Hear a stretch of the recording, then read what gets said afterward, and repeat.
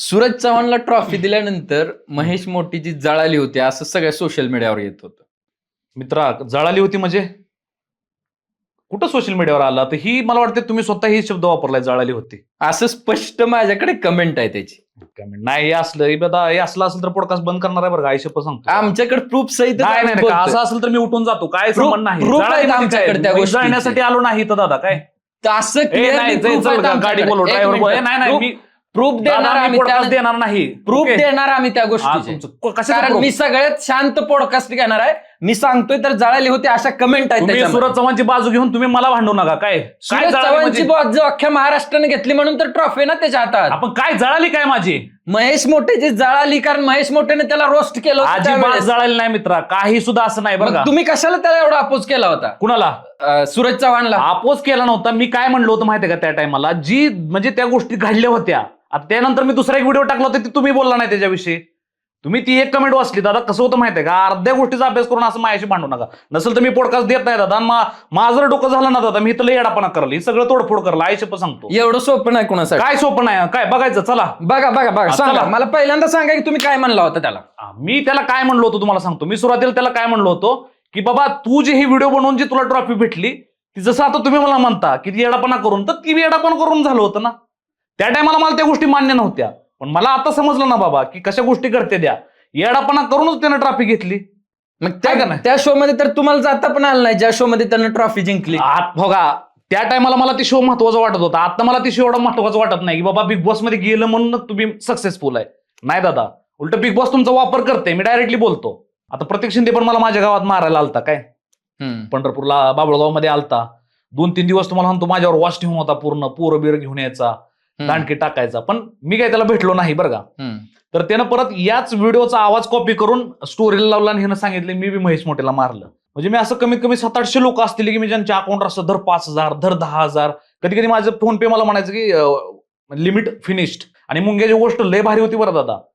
मुंग्या म्हणजे लिटरली एवढ्या जबरदस्त होत्या ना असं बोट जर ठेवलं ना पलीकडे चाललं तर अशी येऊन त्या बोटावर लगेच चढणार बरं का. त्यांना असं खेळवणार हे ते आणि असं तो त्या भाषेत बोलायचा थाई भाषेत कोण खावल्या असं म्हटलं की ते असं करायचं मग कोण खावल्या म्हटलं की असं वळायच्या आणि परत खाली जायच्या. ते श्रेयस तळपदेंचं चुकून नाव आलं मला नाव घ्यायचं होतं स्वप्नील जोशी यांचं बरं का. अच्छा ते कसं घ्यायचं होतं तुम्हाला सांगतो. आता जे आहे ते आहे बरं का दादा. तुम्ही या लोकांचे पण इंस्टाग्राम अकाउंट जाऊन बघा. कुठे 4,000 5,000 10,000 व्ह्यू 8,000 असलं जायचं. कुठे एखादाच व्हिडिओ तर व्हायरल वरून हे ऍक्टिव्ह पण नाहीत. ह्या लोकांचा कुठं तर वर्ष 2 वर्षात एखादा पिक्चर येणार ती पिक्चर लोक जाऊन महिन्यावर थिएटरला बघणार आणि त्यानंतर यांची कहाणी संपली. पण रील स्टार महेश मोठे तसं नाही ना दादा. रोज व्हिडिओ आहे आपली. प्रत्येक दुसरा तिसरा व्हिडिओ मिलियन मध्ये आहे. कुठलाच व्हिडिओ आपला 2-3 लाखाच्या खाली नाही दादा बरं का. मग मी भेटायच्या आधी बघत होतो बरं बाकी लोक जे रितेश देशमुखला भेटायचे ना असे तर सर सर असं बरं का एकदम जाऊन जवळ असं फोटो. मी असं गेलो की त्याच्या आईला रितेश देशमुख घाबरलं. एकदम कॉन्फिडन्स होता दादा माहितीये का. त्यामुळं रितेश देशमुख आज मला का फॉलो करते दादा. कुठल्याच रील स्टारला तो व्यक्ती फॉलो करत नाही. ती का करते कारण त्याला माहितीये यार ह्याचा क्रेझीनेस ह्यातली जी कला आहे ना ती कोणाकडे नाही दादा. वन अँड ओनली पीस आहे महाराष्ट्रात महेश मोठे. हा घमंड नाही दादा. पोलीस सोडायला आलते ना दादा. एकतर काय झालं सगळ्यात शेवट आणून बसवतात. आधी सर्व नॉर्मल लोकांना बसू देतात आणि विमान जी कैदी असतो ना भले अमेरिका असो कुठल्याही देशात डिपोर्ट होऊ द्या कैद्याला जेव्हा डिपोर्ट करतात त्याला कम्प्लीट 3 सीट बुक करावं लागतात. 1 सीट बुक करून जमत नाही. अच्छा कारण कैद्याच्या या पण सीटवर कोणाला बसू देत नाहीत या पण सीटवर कोणाला बसू देत नाहीत. त्यामुळे मला इंडियात येण्यासाठी 3 सीट बुक करायला लागले आणि ती पण पोलीस सोडायला आले आणि अशी सगळी माझ्याकडे अशी बघत होते बरं का सगळे. पोलीस आले. पोलीस कसं काय ह्याच्या बरोबर सगळे. पण मी जर आता बोललो ना दादा तर पंढरपूर सुद्धा वाईट वाटेल बरं का. पंढरपूर ऍक्च्युअल काय आहे ही मला माहिती आहे दादा. माऊली माऊली म्हणत काय म्हणत सगळं तुम्ही संतपेठ घ्या वरची हिजभावी घ्या हे घ्या. पंढरपुरात काय गोष्टी घडते तिथं गुन्हेगारी काय पार्श्वभूमी आहे तिथं कशा चोऱ्या माऱ्या चालतात तिथं कसं वारकऱ्यांबरोबर फसवलं जातं प्रत्येक हॉटेलमध्ये लूट होती ही मला माहिती आहे दादा. मग ह्या गोष्टी होताना तुम्ही पंढरपुरात बघून कसं सहन करू शकता. अरे बाळानं उलट पंढरपूरचं नाव मी महान केलंय. मी माझ्या बाबुळगावचं नाव महान केलंय दादा. त्या मुलीनं माझ्यावर पोलीस कंप्लेंट करणं त्यामुळे मला सगळं प्रॉब्लेम येणं ही लय आधी प्रेमामध्ये सहन केलंय बाबा. ज्या पोरला आपण एवढं प्रेम केलं माया लावलं तीच पोरगी उठून आपल्या विरुद्ध पोलीस स्टेशन मध्ये गेली. पोलीस स्टेशन मध्ये बरं जाऊन बी तिनं काय तिथं अशी शांत बसली नाही. तिथं जाऊन तिनं तिथं तमाशा केला. तिथं माझ्या विरुद्ध कंप्लेंट केली. त्यांना कंप्लेंट घ्या म्हणून तिथं म्हणली तुम्ही कंप्लेंट घ्या नाही तर मी तुमच्या विरुद्ध कंप्लेंट देईन म्हणली पोलिसांना. आणि मग मला वाटलं की आयला म्हणलं बापरे म्हणलं किती एक्स्ट्रीम लेवलच्या गोष्टी. आणि मग मला असं कळलं की नाही अरे म्हणलं प्रेम प्रेम म्हणतो आपण, पण म्हणलं त्याचा लय दिवसानं जर विचार केला तर विचार खूप म्हणजे ही होऊ शकेल. आणि मग ती पोलीस ती सगळ्या गोष्टी, मग ते तुटणं, मग त्यानंतर मी रोडवरती येणं, बस स्टँडवरती 5 दिवस नांगोळ करता झोपणं, मग ह्या गोष्टी मला लय हॅमर व्हायला लागल्या. मला अशी लाज वाटायला लागली, आयला म्हणलं कोण मी होतो आणि काय माझ्यावर वेळ आली. सो मी त्याच्या विरोधात जाऊन ठरवलं की आता कुठल्या स्त्रीला स्पर्श करणार नाही ना, कोणावर प्रेम करणार नाही, काय नाही, माझी मी एकटा राहणार. प्रॉब्लेम बी झालता जसं तुम्हाला सांगतो. मग बारामतीत मला लय मारलं होतं बरं का, पण ते मारायचं कारण व्हिडिओ नव्हतं. बऱ्याच लोकांना वाटायला लागलं ह्याला व्हिडिओमुळे मारलं, पण काय झालं होतं, मी त्या दिवशी ड्रिंक करून होतो आणि गाडी चालवताना पुढनं अशा काय झालं, ऊस होता आणि 2-3 बाया अशा खुरपून म्हणजे काय गवत बिर काढून आल्या आणि त्या लेडीजला बी गवतामुळे काही दिसलं नाही, मला बी दिसलं नाही. मग गाडी त्यांच्या अंगावर चालली, अंगावर म्हणजे थोडं तिला गुडघ्याला बी टच झालं आणि परत मी गाडी अशी वळवण्यात झाली, गाडी पलटी. त्या बायाला घाबरले, त्यांना काय वाटलं मुद्दाम आमच्या अंगावर आणली खाली गाडी. मग ती त्यांचीच माणसं वंसं तिथंच होती शेतात, यावो यावो असं तसं माणूस. आणि आल्यावर बरं का पहिल्यांदा ऍक्च्युली मला ते मदतीच्या ह्यानं मदत करायच्या दृष्टीने मला आले बरं का हे करायला, पण जेव्हा त्यांना कळलं ह्यानं ड्रिंक केले तेव्हा त्यांचा लगेच त्वरा बदलला.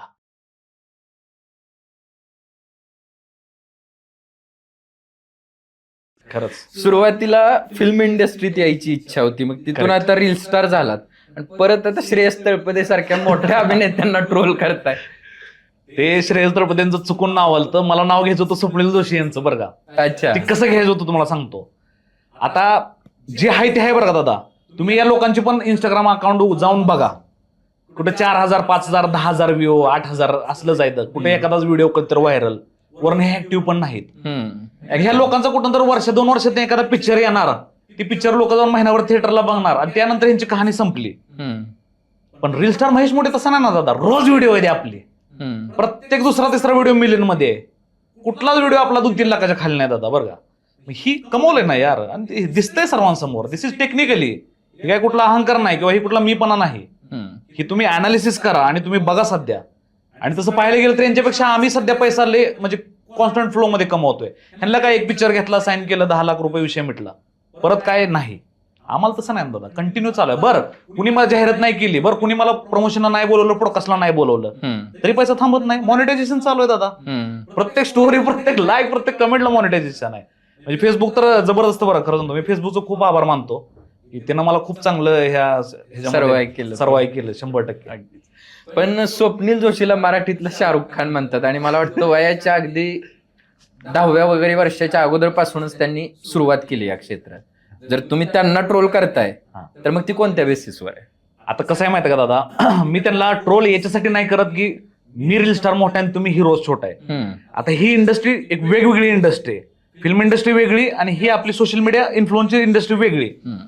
आता मी किती जरी म्हणलं नाही बाबा ह्यांना ट्रोल करायचं किंवा नाही बोलायचं, तरी पण दादा ऑटोमॅटिकली ही एक ऑपोनंटच झालेले आहेत, एक स्पर्धकच झालेले आहेत बरं का. पण तुम्ही आता जाऊन बघा बरं का, सुरुवातीला ह्यांना रील स्टार लोकांची गरज नव्हती, पण आता पाठीमागच्या काही दिवसापासून बघा प्रत्येक प्रमोशन रील स्टारला बोलवणार, ते पिक्चर त्याकडनं प्रमोशन करून घेणार, त्याला म्हणणार ये तिकीट्स वगैरे फ्री देतो, असं करतो. मी स्वतः किती 3-4 पिक्चरचे प्रमोशन केलेत दादा, इथंच आपल्या कोथरूडच्या सिटी प्राईडला जाऊन पैसे घेऊन प्रमोशन केलेत.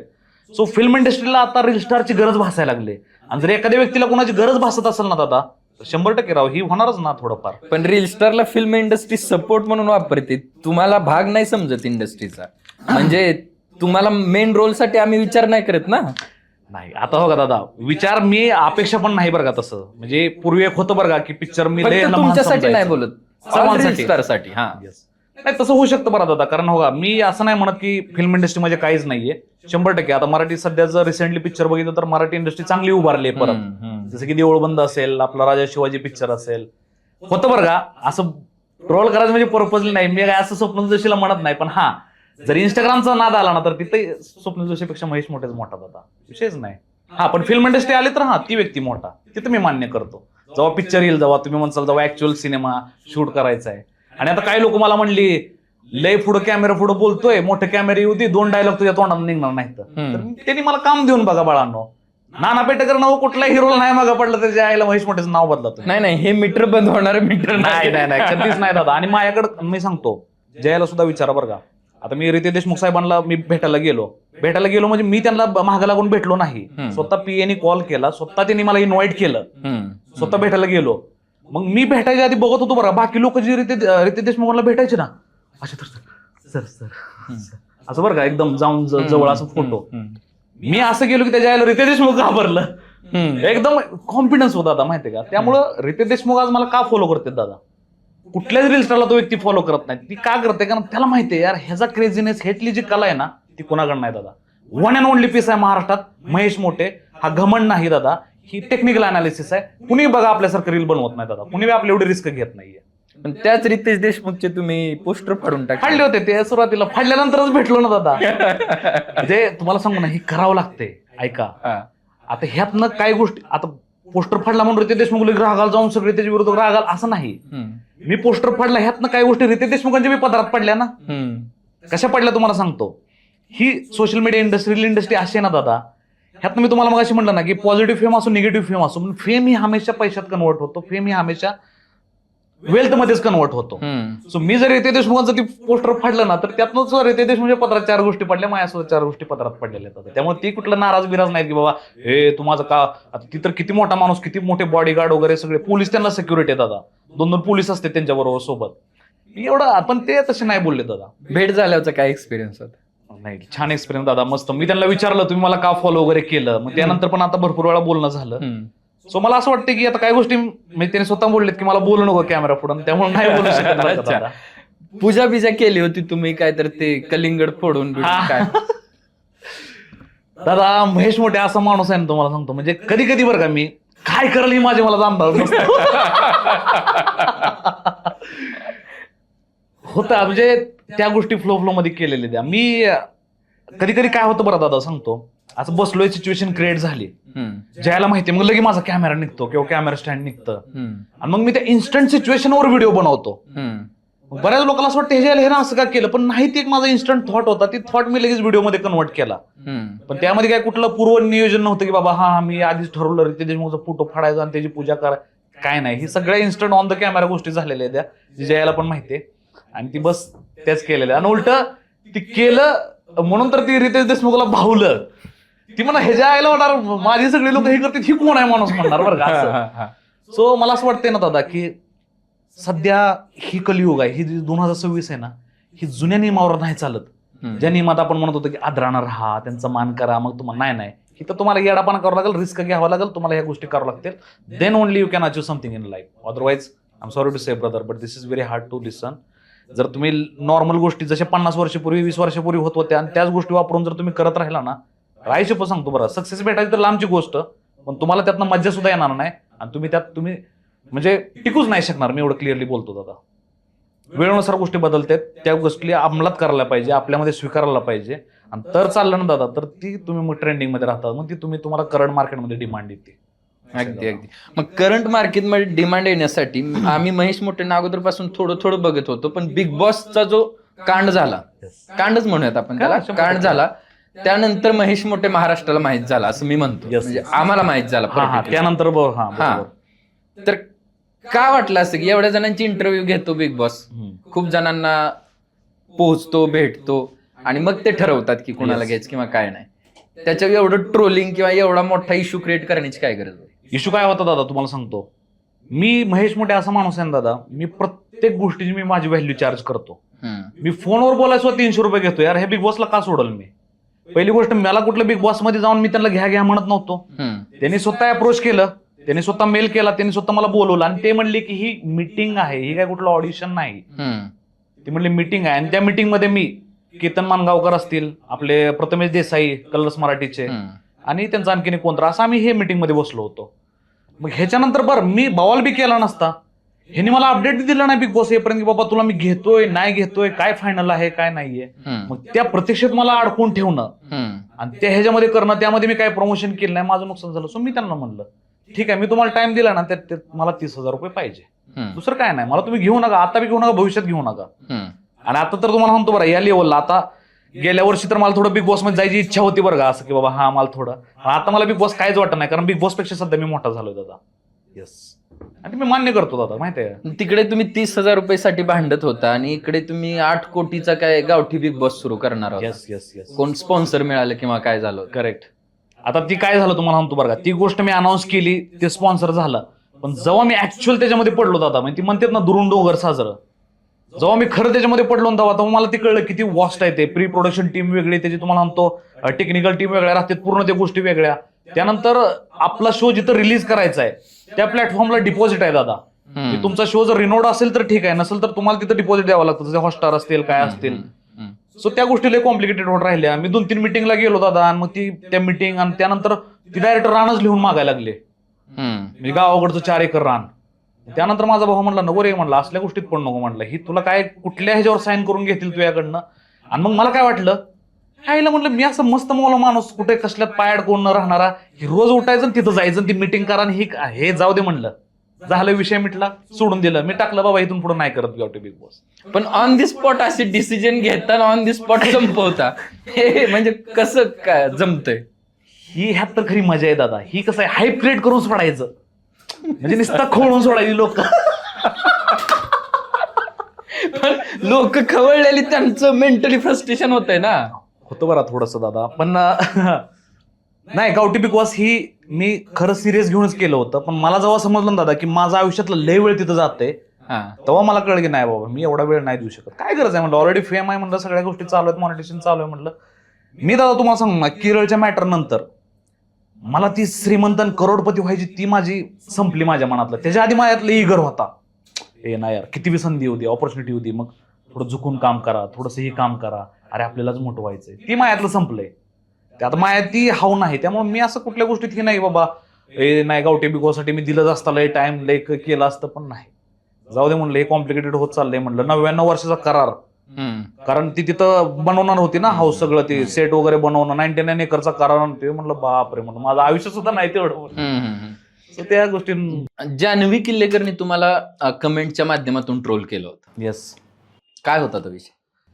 आता काय झालं, जान्हवी म्हणजे माझा बिग बॉसचा हे पिरियड चालू होता, तो माझ्या व्हिडिओ खाली जान्हवीच्या लय कमेंट यायला लागल्या. मी ती बिग बॉसची साईड घ्यायला लागली की अरे बिग बॉस तर 300-400 लोकांना बोलवतं, तू काय असा आहे. मग तू म्हणायला लागली तू सायको आहे, गोळ्या घे म्हणली, काय गोळ्या तुझ्या विसरल्यात वगैरे, अशा लय ट्रोल करायला लागली. मग म्हणून मी तिला रोस्ट केला ऑपोजिट. असं केलेल्या गोष्टी दादा ते. अच्छा, आता महेश मोठीचं टार्गेट काय? पहिलं तर होतं की याच्या अगोदरच्या बिग बॉस मध्ये जायचं होतं. करेक्ट. आता काय टार्गेट आहे? नाही, मी तुम्हाला ते सुरुवातीलाच पॉडकास्टला म्हणलं दादा की मी आयुष्यात बरं का, म्हणजे जे अनुभव मला आलेत ना, ह्यातनं कळले की कधीच टार्गेट ठेवू नका, कधी ध्येय ठेवू नका, कधी स्वप्न ठेवू नका. हा, तुम्ही छोटं मोठं प्लॅन करू शकता बरं का, नियोजन शॉर्ट टर्म पिरियड साठी. पण ही जे आहेत ना, ध्येय वेडी, स्वप्न वेडी, या गोष्टी माझ्यासाठी स्टुपिड आहेत दादा. म्हणजे मला हसू येतं, कोण माणूस म्हणतं ना नाही नाही मी हेच करणार, काय नाही, you are stuck in life brother, stupid आहे तू. बाहेर दुनिया किती वॉस्ट आहे बघ, खरं सांगतो. आणि जे माणूस स्वप्न ठेवत नाही ना दादा, उलट त्याच्याच लाईफमध्ये हे अशा म्हणजे अनपेक्षित गोष्टी घडत राहतात. उलट मला ह्या प्रवासाची मजा घ्यायला आवडते दादा, की जिथे मी कुठलं ठरवलं नाही मला भेटत जाते. आता मी ठरवलं बरं का, हे मी कष्ट करणार, गाडी घेणारच बरं का, मी 2 वर्षानं गाडी घेणार लय दादा, पैसे विषय सेव्ह करायला लागलोय, फालतू पैसा वाचवतोय, कपडे घेणार, काय घेणार, मोबाईलवर लय सेव्ह करतोय बरं का, वाचवतोय. आणि जरी मी 2 वर्षांनी गाडी घेतली ना, तर ती काही एवढी खास फिलिंग नसणार आहे, कारण तू ती 2 वर्षाला घडतोय गाडी घेणारी, बघतोय स्वप्न तू इमॅजिन. अरे पण बाळा, अचानकच तू असं काय झालं, प्रोजेक्ट मिळाला, पैसा आला, गाडी घेतली, तर किती भारी वाटल. माझी तसं आहे दादा विचारसरणी बरं का. मला लय लोक विचारतात बरं का, मला कधी कधी जयाची पण फॅमिली विचारते तुझं काय फ्युचर प्लॅन, कशाला प्लॅन गरज आहे, काय गरज आहे प्लॅन करायची. म्हणजे मला ह्या गोष्टी वाटतात बरं दादा, म्हणजे प्लॅन वगैरे थोडंफार ठीक आहे, पण हे ध्येय स्वप्न वगैरे मी पाळत नाही दादा. आणि मी जसं आता मला काय वाटतं माहितीये का दादा, मी स्वतःला प्रवाहात टाकून दिलंय. सो प्रवाह जसं मला घेऊन जाईल तसं मी प्रवाहाबरोबर जाणार आहे.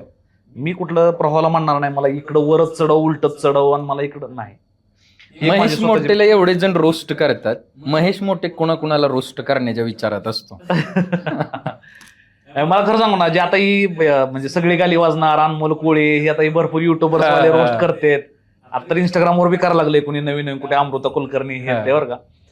आता सुरुवातीला थोडंसं हे वाटत होतं, पण आता मला हसतो मी ह्या सगळ्या गोष्टी बघून. तर जाऊ दे, मला पण छान वाटतं यार, चला आपला वापर करून काय तर थोडंफार या गोष्टी चालू घडतंय, छान वाटतं. त्यामुळे काय हे वाटत नाहीये. सूरज चव्हाणला ट्रॉफी दिल्यानंतर महेश मोठीची जळाली होती असं सगळ्या सोशल मीडियावर येत होतं. मित्रा, जळाली होती म्हणजे कुठं सोशल मीडियावर आला, तर ही मला वाटतं तुम्ही स्वतः ही शब्द वापरलाय, जळाली होती असं स्पष्ट माझ्याकडे कमेंट आहे त्याची.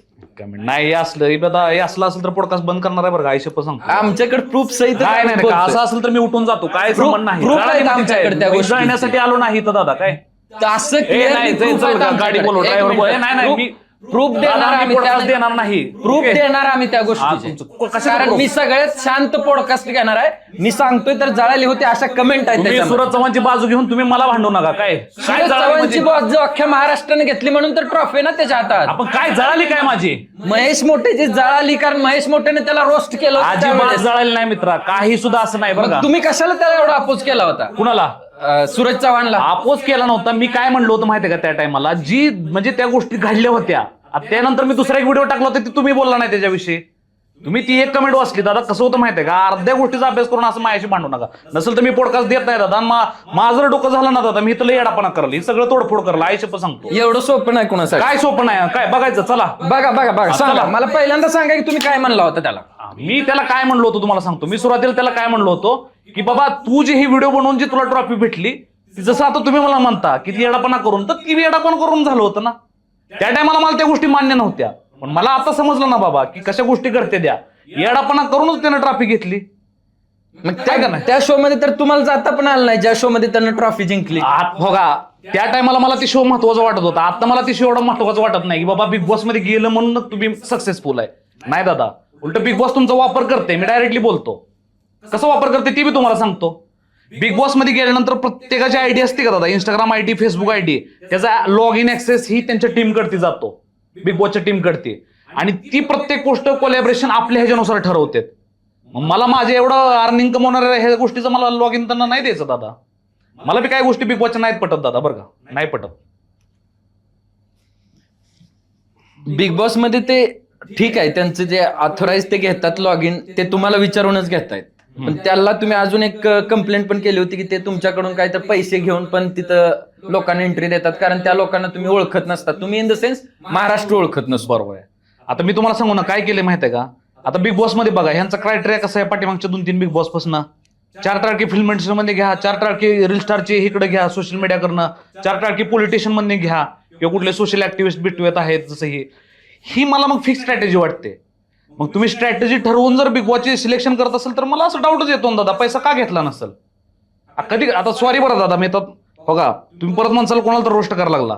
आता वर्षा उसगावकर ताई जेव्हा ह्याच्यामध्ये गेल्या बिग बॉस मध्ये त्यांचे फॉलोअर किती 29,000 फॉलोअर होते. पण वर्षा उसगावकरला महाराष्ट्र ओळखतोय ना. ती ओळख झालीच ना. मग मला सांगा मग मला बिग बॉसनं घेताना मला काय म्हणला होता की आमचा काय क्रायटेरिया आहे. क्रायटेरिया काय तर एवढी एवढी ओळख पाहिजे एवढं फॉलोअर्स पाहिजे तुमचं एवढं हे पाहिजे. म्हणजे तुम्ही फिल्म इंडस्ट्रीसाठी वेगळा क्रायटेरिया ठेवताय आणि तुम्ही ह्या लोकांसाठी वेगळा क्रायटेरिया. तुम्हाला कुठं तर मतभेद वाटला दादा. मला असं वाटतं ना की बिग बॉसची जी निवड आहे ना कधी कधी पब्लिक मधनं व्हायला पाहिजे. बिग बॉसनं ठरवलं नाही पाहिजे. पब्लिक ओपिनियन काय कारण पब्लिकनं जर स्ट्रॉंगली ओपिनियन घेऊन जर निवड केली ना दादा तर ती एवढा शो हिट होईल ना कारण ती पब्लिकनं कंटेस्टंट निवडले जी कंटेस्टंट त्यांना बघायला आवडतात. आज मला बिग बॉसनं घेतलं नाही पण किती लोक मला सपोर्ट करतो यायला ही कलाकार पाहिजे होता त्यात. ही महेश मोठे बिग बॉस मध्ये पाहिजे होता असं किती लोकांचं म्हणणं होतं. कारण दादा मी बिग बॉस मध्ये कसं माहिती दादा मी सिग्मा मेल आहे. मी बिग बॉस मध्ये असं नसतं की तिथे गेलं आणि सगळ्याला भांडण बिंडण करत बसला असतो. मी बुद्धीच्या जोरावर आणि माझ्या फिजिकल स्ट्रेंथच्या जोरावर आणि माझ्या चलाकीवरती 100% ट्रॉफी घेतली असते दादा. येस. आणि ट्रॉफी घेणं काही धैर्य नाही पण ज्या प्रकारचा माणूस मी आहे ज्या प्रकारचं माझं कर्तृत्व आहे ज्या प्रकारची माझी भाषणशैली बोलण्याशैली आहे ना त्या शैलीनं ती गोष्टी आरामातच मिळवल्या असत्या ट्रॉफी बीपी. पण तुम्ही तर म्हणला की मी बिग बॉस होस्ट करण्याच्या लेवलचा आहे म्हणून मला घेतलं नाही. येस. मग ती नंतर कळलं दादा. आता म्हणून बघा आणि विशेष कसं झालंय बघा आता होस्ट करण्याचा व्हिडिओ टाकला आणि त्या होस्टचा व्हिडिओ बघूनच मला रितेश देशमुख साहेबांनी फॉलो केले. आई सोपं सांगतो तोच व्हिडिओ जो वाजिद खान आहे ना ऍडव्होकेट म्हणजे मी पुण्याच्या हायकोर्टात गेलतो बरं का केस करण्यासाठी आणि तेव्हा तिथनच मी टाकला होता. मी पत्रकार परिषद घेतली आणि त्या परीक्षेत म्हणलं की महेश मोठे त्यांना समजलं की ही बिग बॉसचा कंटेस्टंट नाही होस्ट करायच्या लेवलचा आहे. कारण का होस्ट करायला लेवल आहे दादा कधी कधी मी तुम्हाला सांगतो आता रितेश देशमुख मला फॉलो करतात पण होस्टिंगचा जर आला ना विषय दादा मी त्यांच्यापेक्षा भारी होस्ट करू शकतो. कारण सांगतो का रितेश देशमुख साहेबांचा स्वभाव थोडा मवाळ पडतो. बिग बॉसच्या टीमला त्यांना सारखं असं कठोर बनावं सांगावं लागतं रितेश देशमुखला पण ती महेश मोठ्याला सांगायला लागलं नसतं. मी आणि कसं आहे दादा बरं का मी बघा आपल्यामध्ये जर 4 चांगलं गुण असलं ना तर जग दुनियाने त्याची तारीफ करायची तुम्ही स्वतः त्याची तारीफ करा. मला असं वाटतं दादा. That is called self motivation. मी जग दुनियाचा विचार करणार नाही बाबा जग दुनिया मला म्हणाल अरे तू होस्ट नाही रे. मी मला ओळखलंय स्वतःला. मी माझा चांगला अभ्यास केलेला आहे. सो त्या गोष्टी, आणि तुम्ही होस्टचं म्हणला ना दादा, होस्टचा व्हिडिओ पाहूनच मला रितेश देशमुखांनी फॉलो केलं. याचा अर्थ रितेश देशमुखांनी सतत ऍक्सेप्ट केलेला आहे की yes this person can be host. हा, पण ते आता क्रायटेरियामध्ये मी बसत नाही, कारण मी जो उठून बिग बॉसचा होस्ट झालो तर ती बिग बॉसला कदाचित मान्य होणार नाही. ती म्हणणार रील स्टार होस्ट झाला. तुम्ही एवढं सगळं कांड केलं, बिग बॉसनं काय सांगितलं की तुम्हाला का रिजेक्ट केलं किंवा का नाही घेतलं? तेच नाही ना सांगितलं दादा, त्यामुळे तर मी एवढं रागाला गेलो. मला त्यांनी असं बाबा एक स्पष्ट द्यायचं होतं की बाबा हा महेश तुम्हाला ह्या गोष्टीसाठी मी घेऊ शकत नाही, असं आहे. तुम्ही यार स्वतः अप्रोच करताय, तुम्ही बोलताय मला जायला तिकिटाचं पैसे नाही दिलं, मला कुठल्या गोष्टीत तुम्ही काहीच नाही दिलं दादा. आणि वरनं हो का तिथं गेलोय बरं का दादा, जेवायला सुद्धा नाही लागा, भूक लागले, मी इंटरव्ह्यू झालाय. मग मला त्या गोष्टी म्हणजे थोडंसं वाटलं की एवढा मोठं प्रोडक्शन हाऊस आहे, करोड रुपये तुमची व्हॅल्यू आहे काय, ठीक आहे, कुठलं बाबा छोटं मोठं कुठला स्टुडिओ नाही किंवा कुठलं काय मीडिया नाही की बाबा ठीक आहे तुम्हाला ह्या गोष्टी नाही भेटल्या. अरे बिग बॉस आहे यार, तुम्ही कोणाला चहा पाणी सुद्धा ऑफर करू शकत नाही. सो ही मला गोष्ट वाटली की दिस इज ह्युमिलिटिंग म्हणलं. आणि ह्या विरुद्ध बोलायला पाहिजे दादा, कारण लोक बोलत नाही ते. महेश मोठे असं नाही, मी बोलणार दादा. मी आणखी नाही भविष्यात बी कुठल्या गोष्टी हो का. आता मध्ये एक मला फिल्मची ऑफर होती बरं का, पण परत मग ते प्रोड्युसर म्हणला नको म्हणला, ह्याला ती काय खरं नाही म्हणला, ह्याचं हिले चंचल आहे म्हणला, काय तर राडा व्हायचा म्हणला बरं का. नाही तर नाही म्हणलं, ठीक आहे म्हणलं, काय अडचण नाही. मी असं नाही मला बाबा त्यांनी रिजेक्ट केलं मी नाराज झालो, काय नाही दादा. मी ही रिजेक्शन आणि ही सगळं मी सगळ्या ह्या गोष्टीला ना माझ्या मनापर्यंत यूज देत नाहीये. त्यामुळे बिग बॉसचं सुद्धा असेल काय, सूरज चव्हाण तुम्ही मला का वाईट वाटलं तुम्ही असं जळडी म्हणला सूरज चव्हाणचं, मला असं वाटलं की तुम्ही त्याची बाजू घेऊन बोलताय. यायला म्हणलं ही कुठला भाग झाला म्हटलं, जळडी बिळी काय नव्हती, एक रोस्ट केलता ती, एक ती गोष्ट होती, सिच्युएशन होती, त्या टायमाला तशी हाईप क्रिएट झाली म्हणून ती गोष्टी तशा बनवल्या होत्या दादा. बाकी जळडी बिळी काय नाही, म्हणून मला राग आला बरं त्याविषयी दादा. स्वामी समर्थांना तुम्ही काहीतरी बोललात आणि त्यानंतर तुमच्या आयुष्यात खूप मोठी संकट आली, असं काहीतरी माझ्या ऐकण्यात आलं होतं. येस, ते केरळमध्ये झालं होतं बरं का. आणि ते पण अनफॉर्च्युनेटली म्हणायचं म्हणजे दुर्दैव. कसं सांगतो तुम्हाला, जे स्वामी समर्थांवरती व्हिडिओ बनवल्यानंतर 4थ्या का 5व्या दिवशीच पोलीस माझ्या घरी आलते केरळमधल्या. आणि मग त्याच्यानंतर त्यांना टीप लागली होती. मग मला त्या टायमाला मी थोडासा म्हणजे श्रद्धा पण होती, अंधश्रद्धा असं गोष्टी समजा. मग माझ्या मनाला ते कुठं वाटायला लागलं, आईला म्हणलं शे स्वामी समर्थांचा व्हिडिओ बनवला त्यामुळे आपल्याला असं हे झालं. काय बनवलं होतं व्हिडिओ? म्हणजे मी व्हिडिओ कसा बनवतो मला सांगतो बरं का. व्हिडिओमध्ये मी फक्त असं म्हणलं होतं बरं का, आता जे की मी असं नाही म्हणत बरं का, आता मी स्वामी समर्थांना चांगलं मानतो, कारण तो व्यक्ती म्हणून खूप चांगले आहेत. आणि चांगला व्यक्ती असेल तर तो व्यक्ती देवच बनतो पुढे जाऊन बरं का. त्यामुळे मला त्यांच्याविषयी कुठलं दुमत नाही. पण स्वामी समर्थ मंडळ बरं का, तिथं अक्कलकोटमध्ये तिथल्या कमिटीनं जी ह्याला कमर्शियलायझेशन केलंय, म्हणजे सांगतो व्हीआयपी दर्शन, पैसे घ्या, ह्या गोष्टीच्या विरोधात होतो. आणि स्वामी समर्थ स्वतःला कधी ब्रह्मांड नायक म्हणले नाहीत बरं का. ह्या लोकांनी आता नवीन काय काढलंय, ब्रह्मांड नायक म्हणजे स्वामींनी ही जगदुनिया बनवली. मी असा व्हिडिओ बनवला होता की स्वामी समर्थांनी ही जगदुनिया तयार केली नाही, म्हणलं ही जगदुनियातलाच एक स्वामी समर्थ भाग आहेत. सो ही व्हिडिओ त्यांच्या ह्यांना लय भयंकर झाला. मग केरळमध्ये काय मराठी लोक राहत होते, मग ती मला म्हणजे हितनं पण विरोध झाला महाराष्ट्रातनं, तिथनं पण परत विरोध झाला केरळमध्ये, वायनाडमध्ये. ते म्हणले दादा नाही आम्ही राव स्वामी समर्थ हे आम्ही असं सहनच करू शकत नाही, तुम्ही ती व्हिडिओ डिलीट करा, तुम्ही माफी मागा. आणि मग त्यांनी फोर्स करून ती व्हिडिओ डिलीट करून माझ्याकडनं माफी मागून घेतली. असं झालं, कारण तो व्हिडिओ आमच्यापर्यंत पोहोचला नाही ना, की विषय झाला एवढं, विषय तेवढाच बोललो होतो की म्हणलं स्वामी काय ब्रह्मांड नायक नाहीत म्हणलं. म्हणजे एक व्हिडिओ ते असं म्हणायचे की स्वामींनी ही दुनिया बनवली, ती मी असं टेक्निकली बोललो होतो की स्वामी समर्थांनी ही दुनिया नाही बनवलं. म्हणलं स्वामी समर्थ पण या दुनियातला एक हिस्सा आहेत, पण ती त्यांच्या ह्यांना भरपूर लागला. पण मला आता कळतं बरं का दादा की मी त्या व्यक्तीचा असं म्हणजे स्वामी समर्थांचा विरोध नाही करू शकत, कारण त्यांनी लय छान काम केलं माहितीये का. त्यांनी लोकांची सेवा केली, त्यांनी लोकांना चांगले विचार दिलेत, त्यांनी लोकांना एवढं छान केलंय. फक्त आत्ताच्या ह्या पिढीनं किंवा आता ही सध्या चाललेली गोष्ट आहे ना, त्यांनी कमर्शियलायझेशन केलंय. आता देऊळबंदला सुद्धा टीका आत्ता व्हायला लागली बघा. सुरुवातीला लय भारी बरं का, 1-2 आठवडे हे झालं, पण आता प्रवीण तरडे सरांची 1-2 व्हिडिओ जरा मी पणाची व्हिडिओ व्हायरल झाली ना अशी, आणि त्यानंतर आता मग त्यांना बी टीका करायला लागली. तुम्ही काय स्वामी समर्थ बाजार केला, बाजार कसा केला, थिएटरमध्ये पिक्चर चालू आहे आणि कोणीतरी स्वामींचा असा अवतार घेऊन आलाय थिएटरमध्ये, आणि मग सगळी लोक शॉक, आणि लिटरली लोक त्याच्या पाया पडाय बरं का. म्हणजे ही मग थोडंसं असं आहे दादा, बाकी काय मला बोलायचं नाही. आणि स्वामी समर्थांविषयी कुठलं माझं दुमत नाहीये बस. रामराजे निंबाळकरांबद्दल आता तुम्ही काहीतरी सपोर्टचा व्हिडिओ बनवलाय, ओमराजे निंबाळकरांबद्दल. काय विषय होता? विषय तर सगळ्या महाराष्ट्रालाच माहिती आहे ऍक्च्युली, पण सगळा महाराष्ट्र जेव्हा एखाद्या गोष्टीच्या विरोधात असतो तेव्हा महेश मोठे मुद्दाम सपोर्ट करतो का त्या गोष्टीला? करावं लागतं थोडंसं, कारण कसं आहे दादा हो का, म्हणजे मला एक कन्सेप्ट अशी पटली नव्हती की बाबा त्या माणसानं पार्टी बदलणं म्हणजे त्याला गद्दार समजणं, किंवा मी सांगतो का हो का, असं नाही बाबा. कधी कधी आपला आईबाप आपल्याला खाऊन पिऊन मोठं करतात, मग कधी कधी याच्यानंतर आपले आईबाप पण काय वेळा चुकीचे ठरू शकतात. जसं माझ्या आयुष्यात झालं, माझं वडील मला लय भयंकर मारायचं, कधी कुठल्या गोष्टी लाड करत नव्हतं, काय नव्हतं. सो कधी कधी असं होतं बरं दादा, जसं मी तुम्हाला म्हटलं ना की आपले आईवडील जरी असले सुद्धा आईवडील सुद्धा चुकीचे असू शकतात. त्यामुळे वेळ आल्यानंतर आपल्याला सुद्धा त्या आईवडिलांपासून थोडासा ब्रेक घ्यावाच लागतो.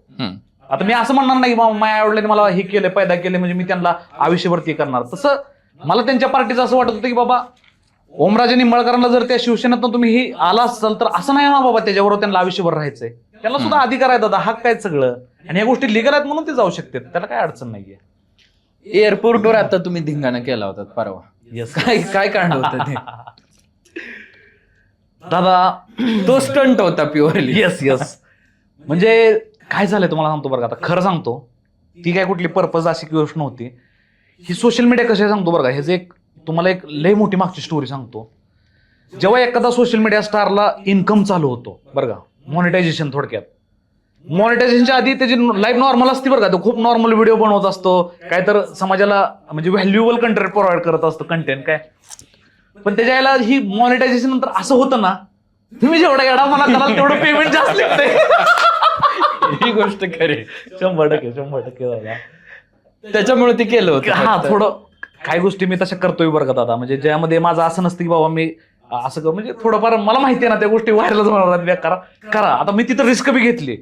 आता मला एअरलाईन कडनं सस्पेंड बी होऊ शकलो असतो, तर माझ्यावर पोलीस केस बी होऊ शकली असते, काय बऱ्याच गोष्टी. पण मी तुम्हाला म्हटलं ना, महेश मोठे असा माणूस आहे ना दादा, I am always ready to take risk. Risk घ्यायला कधीच घाबरत नाही, भले यात म्हणजे माझा जीव जरी गेला तरी चालेल दादा. मी एवढ्याच गोष्टी म्हणजे इझिली ऍक्सेप्ट केलेत की, कारण मी तुम्हाला सांगतो ना, मला असं वाटत नाही की मरणं म्हणजे सगळं संपणं, किंवा मला असं वाटत नाही की मृत्यूला आपण भ्यायला पाहिजे दादा. कारण मला असं वाटतं की यार म्हणजे मृत्यू सुद्धा एक खूप ब्युटिफुल चीज आहे, माहिती, खूप सुंदर गोष्ट आहे दादा, माहिती का, जी ह्या पूर्ण सफरिंगचा एंडच करते. ना भूक, ना तहान, ना तुम्हाला म्हणतो काय तुम्हाला आजारपण आहे, ना तुम्हाला मारल्यावर लागते, काय नाही दादा. Get out of this Hale man. कधी कधी मला ही दुनियाच हेल वाटते दादा बरं का. येस. आता घरच्यांना काय वाटतं जेव्हा या लेवलला तुम्ही पोहोचलायत? तेच, ही तर लय मोठी तफावत झाली ना. त्यामुळे तर माझी आई माझ्याशी बोलत नाहीये, किंवा माझी आई जास्त मला भाव देत नाही, किंवा जसं पूर्वी असायचं बाबा ये घरी थोडंसं, आता तसं कधीच नाही. आता माझी आई मला कधीच घरी बोलवत नाही, कधीच असं फोन करून म्हणणार नाही की ये 2 दिवस राहा. कारण मॅटर्स एवढं झालेत ना माझं दादा, की सारखंच म्हणजे एक टाइम असा होता की माझे घरचे, त्यांना जर कोणी विचारलं ना, म्हणजे त्यांना जर माझ्याविषयी कोणी विचारलं ना, माझ्या घरचे लय रागाला जाईल त्याच्यावर. काय संबंध माझा त्याचा, तू बघ व्हिडिओ, मला काय माहित नाही, मी त्याचा व्हिडिओ बघत नाही.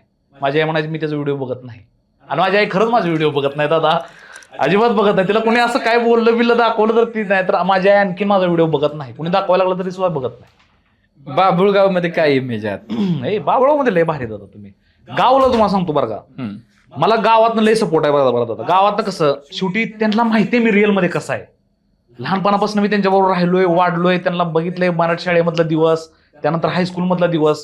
सो हे सगळं दिवस बघितल्यामुळं, आणि खरंच बरं का, मी गावातल्या लोकांचं कधी आभार मानतो, कारण त्यांनी मला कधीच कुठल्या गोष्टीचा विरोध केला नाही. कधी गावात जातो, भरभरून प्रेम मिळतं दादा. गावातलं 15 ऑगस्ट असू द्या, 26 जानेवारी असू द्या, आपल्याला बोलवतात ते लोक. ग्रामपंचायत झेंडावंदन आपल्या हस्ते होतं. आता मायामुळे कधी गावातली लोक ट्रोल झाली, जसं की मध्ये गावचं झेंडावंदन माझ्या हस्ते केलं, सगळे लोक म्हणू लागले यार ह्याला कशाला थर्ड क्लासला बोललं, हे जास्त झेंडावंदन हे ते.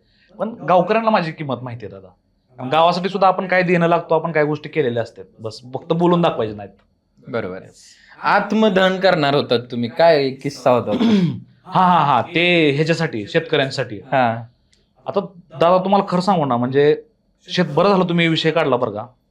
ही जी आपली सिस्टम आहे बरं का, महाराष्ट्र सोडा बरं का, आपली फक्त पुणे जिल्हा पकडा किंवा आपला सोलापूर जिल्हा बरं का, हिथं अशी सिस्टम बनवलेलं दादा, शेतकरी म्हणजे जी 6-6, 8-8 महिने वर्ष घाम गाळून शेतात ते कमवते, रिस्क घेते बरं का, स्वतः सगळं आणून हे करते, आणि त्यानं ते काढून पीक बरं का द्यायचं, आणि जी पीक कवडी मोलात घ्यायचं कुणी, ह्या व्यापाऱ्यांनी, आणि परत ती व्यापाऱ्यांनी डिस्ट्रीब्युटरला द्यायचं. म्हणजे एक गोष्ट तिथनं तुम्ही 1 रुपये किलोनं कांदा घेतलाय, ती 1 रुपये तर ती 1 नंबरचा होता, मला वाटतं ती 50 पैसेवालाच असेल कांदा, 2 नंबरचा. 50 पैसेवाला किलोचा कांदा तुम्ही डायरेक्ट इथे 21-22 रुपये किलो. अरे बरं, मला बी समजते बाबा थोडं ट्रान्सपोर्ट चार्ज असतं, त्याला थोडंसं पॅकेजिंग, ठीक आहे लावा ना थोडं परत यार. म्हणजे ज्यानं घाम घालून शेतकऱ्यांनी एवढं केलं, त्याला जर असं भेटत नसेल ना, मग मायार लय सटकले. मी आत्मदहन करणार होतो बरं. कसं माहितीये दादा, म्हणजे ती बी मी स्वतःला काय जाळून घेतलं नसतं बरं का, कारण मी एवढं कोणासाठी नाही करणार बरं का. मी एवढा बी चांगला माणूस नाही की मी शेतकऱ्यांसाठी आत्महत्या करल. हा, पण मी नाटकं जरूर केली असती. म्हणजे तिथं ह्याच्या समोर जाऊन आपल्या पुण्यातल्या काय तिथं जाऊन मी असं नाटक केलं असतं जोरात, असं राडा तयार केला असता, ज्याने की त्याचा बी काय ना काय तर फायदा झाला असता. पण परिणामी नंतर काय झालं, ती गोष्ट बी मी म्हणजे नाही करायची गरज पडली, कारण व्हिडिओ पडला आणि त्याच्या 4थ्या दिवशीच परत कांद्याचा भाव डायरेक्ट 16 रुपये झाला माहिती. आणि मग परत त्याचा इम्पॅक्ट झाला होता. 100%. रुपालीताई चाकणकरांबद्दल एक व्हिडिओ केला होता. ते कांड झाल्यानंतर मला वाटतं केला होता, आणि वहिनी पण होत्या त्या व्हिडिओमध्ये. राईट. आता मी तुम्हाला सांगून दादा, मार्केटमध्ये सध्या जी करंटला जे गोष्टी चालू असतात बरं का बाबा, जे जास्त ब्रेकिंग न्यूजला आहेत किंवा जी महाराष्ट्रात भरपूर ठिकाणी पोहोचले, जी सध्या चर्चा चालू आहे, मला कधी कधी वाटतं की त्या गोष्टीला धरून मी काहीतरी बनवावं. सो ही त्या दृष्टीतनं कोणाला ती रुपये चाकणकरचा व्हिडिओ बनवलेला आहे. आणि मी हमेशा, तुम्ही जसं म्हणला ना की एखाद्या गोष्टीला महाराष्ट्र विरोध करत असेल तर तो मुद्दाम त्या गोष्टीची बाजू घेतो. त्याला पॉझिटिव्हलीच घेतलं होतं तुम्ही. मी पॉझिटिव्ह तसंच घेतलं होतं. करावं लागतं, कारण मला असं वाटतं की दादा बरं का, डीप माइंड मध्ये असं कुणी खराब नसतं. आता काय ते रुपालीताई चाकणकर तर काय ते खराब बाबा आणि त्या गोष्टी, मला असं वाटलं की जाऊ दे यार, ती बी एक स्त्री आहे, लेडीज आहे, तिला बी जास्त आपण हे करू नये, म्हणून मी त्या एक छान भावनेतून व्हिडिओ बनवलेला होता. जेजुरी महाराष्ट्राचं श्रद्धास्थान आहे, आणि तिथं गेल्यावर आम्ही सगळेजणच, म्हणजे महाराष्ट्रातला प्रत्येक व्यक्ती, मी स्वतः पण जातो. खोबरं, आपण भंडारा खोबरं उधळतो. त्या भंडाऱ्यामध्ये पण काहीतरी तुम्ही, बरोबर आहे, केमिकलवाला भंडारा. हा दादा, मी त्या व्हिडिओच्या शेवटी हे पण बोललो होतो की हा व्हिडिओ इथल्या देवाविषयी किंवा आपल्या खंडोबाविषयी नाही, बरोबर, कारण ते माझं आराध्य दैवत आहे दादा, माझे स्वतः आमचं कुलदैवत आहे. काय प्रत्येक जण लग्न झाल्यावर सगळ्या गोष्टी ही ती जाते. बरोबर. मी हमेशा तिथली सिस्टम आणि तिथली जी ही आहेत लोक, आता जिजुरी असं आहे ना, सारखं काय ना काय न्यूज येत राहतात. आता कुठं पुजाऱ्याला मारलं, काय झालंय, सर्व गोष्टी. कारण दादा जिजुरीमध्ये काय झालंय माहितीये का, तिथल्या लोकांचा डॉमिनन्स लय वाढलाय. डॉमिनन्स म्हणजे कसं, भेळ मिसळ करा, हे केमिकलवाला भंडारा, रेट हाय लावा, सगळे ही करा. मग ही सिस्टमच्या विरोधात मला बोलायचं होतं. काय ते म्हणलं, त्या देवदेवाला किंमत यार, जिथं सगळं असलं आणि ती भंडारा डोळ्यात जर गेला ना दादा, तर डोळ्यासाठी सुद्धा ती भयंकर आहे माहितीये का. त्यासाठीच त्याच्या विरोधात बनवला होता, बाकी देवाविषयी काय नाही आपलं दादा. अख्खा महाराष्ट्र महेश मोठेंना रंग बदलू गिरगिट म्हणतो. मायामध्ये तर ही, मी ह्याला गोष्टीला कॉम्प्लिमेंट म्हणून घेतो बरं का दादा, शप्प सांगतो. म्हणजे ही सुद्धा एक कला आहे दादा. रंग बदलणं म्हणजे काय कोणाचं बी काम नाही. ऐका, मला असं कधी कधी वाटतं बरं का दादा, रंग बदलणं म्हणजे काय बाबा, एखादी गोष्ट ठरवतो आणि परत ती होत नाही, मग ही करतो, मुकरतो त्या गोष्टीपासून मुक करतो किंवा असं. आता होतं काय दादा बरं का, कधी कधी आपण म्हणजे जसं की आपण आता समजा तुमचं लग्न आहे बरं का, आणि तुम्ही मला आमंत्रण दिलं असं तसं, तुम्ही म्हणला बाबा पुढच्या आठवड्यात माझं लग्न आहे, यावंच लागतंय बरं का. आता मी तुम्हाला तिथं प्रॉमिस दिलं, हा पण ठीक आहे येतो, पण त्याच्यानंतर ऍक्च्युअल काय होतं माझ्या लाईफमध्ये सांगतो. मी जेव्हा माझ्या परत रेग्युलर लाईफमध्ये येतो तेव्हा काहीतरी वेगळी कामं लागणं, ज्या गोष्टी होणं, मग मला तुमच्या लग्नाला जायचं हा खुशीचा निर्णय नव्हता, ती मला दबाव वाटायला लागतो, प्रेशर. हे त्या तारखेला लग्नाला जायचं, त्या लग्नाला जायचं, काय यार घेऊन जाऊ, त्याला काय करू आता, ही ती. सो रंग बदलणं गरजेचं आहे. मग तुम्ही जर, मी त्या टायमाला ठरवले जाऊ दे नाहीच लग्नाला जात बरं का, किंवा मी तुम्हाला काहीतरी वेगळंच कारण सांगितलं, तर ठीक आहे. म्हणजे मला काय म्हणायचं माहितीये का थोडक्यात दादा, कधी कधी रंग बदलणं सुद्धा गरजेचं आहे. आणि रंग बदलणं म्हणजे प्रत्येक वेळेस, हा मला एवढं म्हणायचं की हा तुम्ही असं कोणाला धोका देऊ नका. जसं की मी कोणाला तर म्हणतोय की हा माझं तुझ्यावर प्रेम आहे, की दुसऱ्या दिवशी मी रंग बदलला, ती गोष्ट चुकीचीच आहे. पण जर तुमच्या रोजच्या जीवनामध्ये काही गोष्टी अशा होत असतील, तुम्ही म्हणलाय बाबा हा ठीक आहे ही गोष्ट करतो, आणि परत जर तुम्हाला वाटलं नाही करत, नाही करू नका यार, काय तुम्ही कोणाच्यात बांधलेलं आहे काय त्याच्या यायला. एक लाईफ आहे दादा, थोडंफार आयुष्य आपल्या उरलेलं, की आयुष्य बी तुम्ही असं कोणाला प्रॉमिस करणं, ह्या करण्यात घालवणं मला नाही योग्य वाटत दादा. मला असं वाटतं की रंग बदलणं दॅट इज फाईन यार. उलट ही गोष्ट माझ्या आयुष्यात कलरफुल येते माहितीये का. रंग बदलणं म्हणजे it makes me colourful man. पण आता जर लग्नाचा विषय घेऊन तुम्ही एवढं चाललाय पुढे, सगळ्यांना ठामपणे सांगताय, पण बऱ्याच व्हिडिओतून कळलं की वहिनी विधवा आहेत, तर त्या मुद्द्याला पण तुम्ही स्वतःहून हायलाइट करताय. करेक्ट. मग तुम्ही खूप मोठं कार्य करताय किंवा काय अशी इमेज तयार करण्याचा प्रयत्न करताय का? नाही, उलट दादा लय भारी झालं. मी त्या व्यक्तीला विधवा म्हणलो आणि विधवा व्हिडिओ बनवला. कारण सांगतो, त्यानंतर मी स्वतः त्यांना सुद्धा विचारा, आम्ही विधवेशी लग्न करणं ही माझ्यामुळे एवढी पॉझिटिव्हली स्प्रेड झाला ना दादा, आमच्यामुळे इतर लोक लग्न करायला लागले विधवेशी, आणि आम्हाला सुद्धा पाठवायला लागले. आणखीन असे काय काय लोक आमच्या कॉन्टॅक्टमध्ये आम्हाला म्हणते, दादा तुमच्यामुळं धाडस आला मला लग्न करायचं. लेडीज सुद्धा काय काय बरं का, तिला मुलगा होता माहित आहे, तिनं सुद्धा लग्न केलं. लय आम्हाला रोज मेसेज करते, ते आमचा आभार मानते. त्यांची लाईफ बघून आम्हाला बी छान वाटतं. आता विधवेला विधवा म्हणणं म्हणजे वाईट वाटून घ्यायचं नाही, कारण हो काय ती शब्द सुद्धा आपला मराठी शब्द आहे ना, आपणच दिलाय ना, की एखाद्या स्त्रीचा नवरा जर वारला, आता ती विधवा, पण मी ती गोष्ट स्वीकारणं दादा, म्हणजे मी काय स्वतःला मोठेपणा म्हणत नाहीये, विधवा स्वीकारणं म्हणजे काय मोठेपणा नाही, पण मला एवढं कळतं दादा बरं का, की एखादी स्त्री जर लवकर वयामध्ये विधवा झाली बाबा, आणखी ती तरुण आहे, त्याला आयुष्य भरपूर आहे, तर मला असं वाटतं की तिनं असा विचार करू नये बाबा, नाही नाही नाही मी माझ्या नवऱ्यासाठी मी आयुष्यभर अशीच राहणार. मला वाटतं नाही दादा, मला तर वाटतं तिनं लग्न करायला पाहिजे, प्रेम करायला पाहिजे, आणखीन गोष्टी एक्सप्लोर करायला पाहिजे, कारण हे जीवन परत नाही दादा. बाकी हे मान सन्मानाने ह्या गोष्टी जर अडकून पडलं ना, नाही नाही नाही मी खूपच ही आहे, ती गोष्टी तुमच्या उलट तुम्ही स्वतःला त्यात अडकून घेताय. मला तर असं वाटतं ना की विधवा झाल्यावर सुद्धा म्हणजे लग्न करायला पाहिजे स्त्रीनं, किंवा मुलांनी सुद्धा. आता भरपूर मुलांना मुली भेटत नाहीत, भरपूर जण म्हणतात मुलींची शॉर्टेज आहे, लग्न होऊ नाही देत. अरे किती साऱ्या मुली विधवा आहेत यार, किती साऱ्या मुलींचं तरुण वयात नुकसान झाले. तुम्ही त्यांना स्वीकारा, त्यांच्यावरती प्रेम करा, त्यांना जग दुनिया दाखवा, त्यांना नवीन नवीन गोष्टी घडवा. हीच आहे ना प्रेम दादा, उलट दॅट इज पॉझिटिव्ह मॅन. पण तुम्ही हे शेवटपर्यंत घेऊन जाणार की नाही, कारण तुमचा स्वभाव असा आहे, तर वहिनीने कसा विश्वास ठेवलाय तुमच्यावर? नाही ठेवलाय दादा. आणि पहिली गोष्ट मला वाटतं की कुठल्या नात्यामध्ये बरं का दादा, ही अशा गोष्टी नसूनच की आयुष्यभर टिकशील की नाही, आणि तू एवढं, ती लय मतलबी वाटतं मला. म्हणजे ती अरे तुम्ही छान एकमेकांशी राहिलं व्यवस्थित, तुमच्या गोष्टी जमल्या तर तुम्ही राहणारच ना आयुष्यभर. जर तुमच्यातच लय दुमत व्हायला लागलं, भांडण व्हायला लागली, जमना, तुमचं हे होईना, मग काय सोबत राहायचं, हो ना वेगळं. उलट ती स्वातंत्र्य आहे यार, ती उलट तुम्हाला नवीन आयुष्य आहे. सो मला म्हणून तर मी ह्या लग्नाच्या गोष्टीत विश्वास करत नाही दादा. लग्नामध्ये काय असतं तीच अडकून ठेवायचं, पुरीचं नाव बदलायचं, एकमेकाच्या आधार कार्ड नाव बदलायची, काय मग परत जरी ह्यांना वेगळं व्हायचं म्हणलं तर सहजासहजी वेगळं होता येत नाही. डिवॉर्स घ्या, कोर्ट कचेरी घ्या, मग या सिस्टमला मध्ये आणा, पोलिसांना मध्ये आणा. सो लग्न एक ट्रॅप आहे दादा, माहिती आहे का.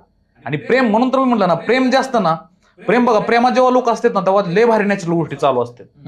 पण जेव्हा लग्न करतो मग ती परत आल्या रूढी परंपरा, बंधनं, होय का, असं राहा तसं राहा, असं नवऱ्याचं असं असतं तसं, मग ती अशा तशामध्येच त्या गोष्टी ही कमी होऊन जातं दादा. त्यामुळे मी म्हणलो होतो की प्रेम करून जर लग्न करणं म्हणजे ती प्रेमाची हत्या करण्यासारखं आहे दादा. पण आता तुम्ही इनडायरेक्टली लिव्ह इन मध्ये राहता, ही फॉरेनचं Correct. कल्चर आहे, तुम्ही फॉरेन वरून आलाय, तर तुम्हाला ते ओके वाटत असलं तर बाकी लोकांना ते ओके वाटत नाहीये. आता ओके वाटत नाही ह्याचा अर्थ असं नाही ना की तसंच असायला पाहिजे दादा. ओके तसं वाटून न वाटूनचा फरक नाही हो, माहिती आहे का दादा. जर तरच्या गोष्टी इथं नाहीत. कसं आहे माहिती आहे का, तुम्हाला सांगतो, ओके जरी नाही वाटलं तर त्याचा अर्थ असं नाही ना ती गोष्ट आम्ही नाही करायला पाहिजे. आता लिव्हिंग रिलेशन काय रूल आहे, अलाउड आहे, लिगल राहू शकतो आपण. आता लिव्हिंग रिलेशनशिपला परवानगी दिली आहे दादा रिसेंटली, माहिती आहे का. कुठं अडचणच नाहीये. मग आता हे लोकांच्या वाटण्यावरनं काय सरकारनं बी तसा विचार केला नाही ना, की लोकांना असं वाटतं तर मी अशी परवानगी नाही द्यायची. उलट लिव्हिंग रिलेशनशिप बेस्ट दादा, माहितीये का. ज्या नात्यामध्ये तुम्हाला एकमेकाला जाणून घ्यायला वेळ भेटतो, तुम्हाला एकमेकांविषयी सगळ्या गोष्टी समजतात की कशा आहे ते, काय आहे. उलट एक तुम्हाला लग्न करायचे एक खूप छान संधी भेटलेली असते की बाबा तुम्ही बघा आजमावून, छान झालं, कनेक्शन लिंक झालं, मस्त आहे, कॅरी ऑन करा, नसेल तर वेगळं व्हा दादा. क्लिअर. आणि ह्या गोष्टीला कुठलं फॉरेन कल्चर मी काय ते ऍक्सेप्ट केलं नाही दादा. मला माझ्या विचारसरणीने वाटतं की ह्या गोष्टी बेस्ट आहेत. आपण आयुष्यात हमेशा असं निर्णय घ्यायला पाहिजे ज्या निर्णयानं आपली लाईफ इझी होईल, जीवन सहज होईल. असं निर्णय नको की बाबा जे निर्णय फक्त लोक चांगले चार म्हणतील म्हणून, लोक काय म्हणतील म्हणून.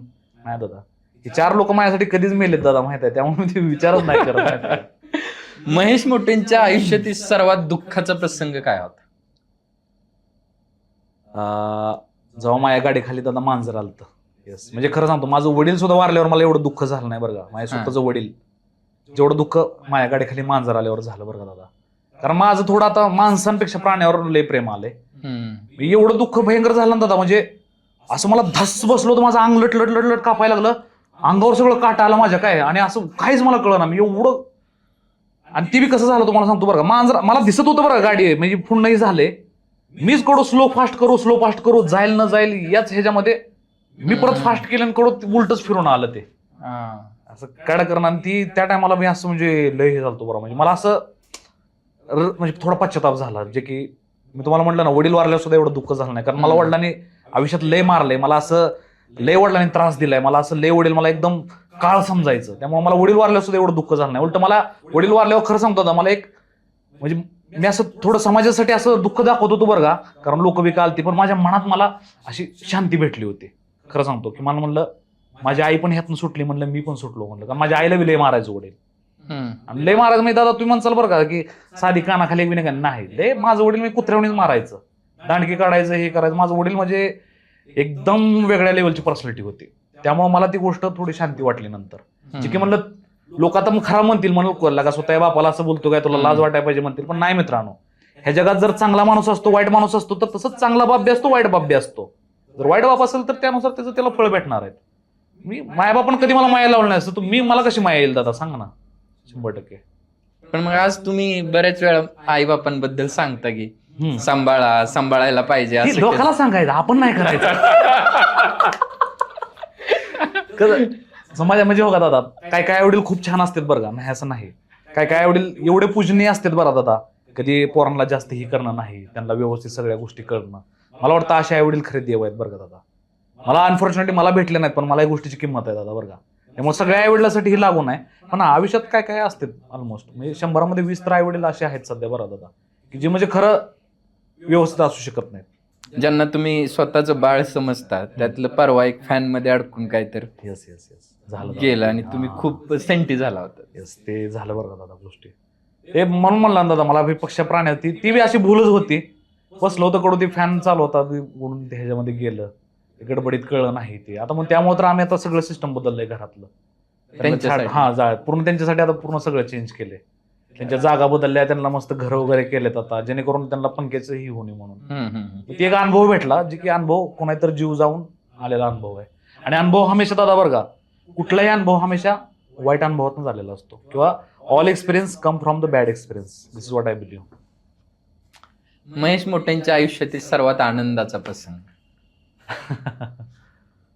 आनंद मला वाटतं केरळमध्ये जेव्हा मला माझं पहिलं पेमेंट आलं होतं गोल्ड मधलं, जेव्हा त्यांनी मला असं डायरेक्ट पेपरमध्ये गुंडाळून बंडल दिलं ना, 1 कोटीचा काहीतरी तो. हा मी तो करोडपती झालतो, जे की मी कंटिन्युअसली काम करून झालतो. अच्छा. पण सुरुवातीला म्हणजे पहिलंच काम, माझी पहिलीच ट्रिप, आणि डायरेक्ट माघारी आलेला 3.5 लाख दिलं, जे की मला एकदम अनपेक्षित होतं. मला वाटलं देतील 10,000 5,000 काय, माया असं मी ते म्हणते ना गोट्या कपाळात गेला असं मला एकदम म्हणलं खतरनाक. तेव्हा लय खतरनाक खुश झालतो दादा बरं का. आणि मनी मेक्स यू हॅपी बरं का, money makes you happy. Sometime relation be, जसं जय पण आता मला खूप हॅपी करते सगळ्या गोष्टी. आम्ही पण छान फिरायला जातो इकडे तिकडे सर्व गोष्टी. पण अपार्ट फ्रॉम दॅट ती मला जास्त फिलिंग आठवते, की म्हणजे मला असं हीच विश्वासच बसना. आणि त्याला काय पेपरात गुंडाळून दिलं तर मला ते असं धाकधुपी व्हायला लागली, खरं आहे की नाही खोटं आहे की नाही काय, पण तिथं असं होतं बघायचं नाही. अच्छा. महेश मोटेने अजून कुठंच सांगितलं नाही अशी एक गोष्ट त्यांच्या आयुष्यातील. जे की मला जेलमध्ये माझं बॉक्सिंगचं सर्टिफिकेट भेटले, जे की माझ्याकडे इंटरनॅशनल सर्टिफिकेट आहे. आणि मी जेलमध्ये दादा मी इतर कैद्यांना मी ट्रेनिंग द्यायचो माझ्या शेवटच्या 6 ते 7 महिन्याच्या पिरियडमध्ये बॉक्सिंगचं. 100%. क्या बात. मोहित आहे दादा, मी खूप डेडलेस बॉक्सर आहे बरं का. म्हणजे मी असं बोलून दाखवत नाहीये, पण बॉक्सिंगमध्ये कसं माहिती आहे दादा, 2 प्रकार असतात बरं का. एक असतं फक्त कमरेच्या वरती, आणि दुसरं असतं किक बॉक्सिंग, म्हणजे ज्याच्यामध्ये तुम्ही सगळ्याच गोष्टी वापरू शकता. आणि ह्या दोन्हीच्या वरचा येतं ती मुई थाय, थायलंडमध्ये. मी ती मुई थाय वाली बॉक्सिंग शिकलोय, ज्यामध्ये तुम्ही सेल्फ डिफेन्स पण वापरता, सर्व गोष्टी वापरता. आणि एवढं डेडली असेल ना दादा, म्हणजे त्याच्यामध्ये एक जर शॉट बसला ना, म्हणजे पंच नाकावरती पंच म्हणा, किंवा हिथं हे किंवा हे असं मारलं, किती बी स्ट्रॉंगेस्ट पर्सन असू दादा बरं का, स्टँडच करू शकणार नाही. 5-10 मिनिटं ते अनकॉन्शियस होणार माहितीये. आणि ती करावं लागतं दादा माहिती आहे. आणि सेल्फ डिफेन्स ही खूप काळाची गरज आहे मित्रांनो. एक वेळ शिक्षण कमी घ्या, एक वेळ तुम्ही डिग्र्या बिग्र्या घेऊ नका. मी सध्या सांगतो बरं, सध्या शिक्षण म्हणजे बाजार आहे माझ्यासाठी. तुम्ही विद्या घ्या, विद्या तुम्हाला हुशार बनवेल.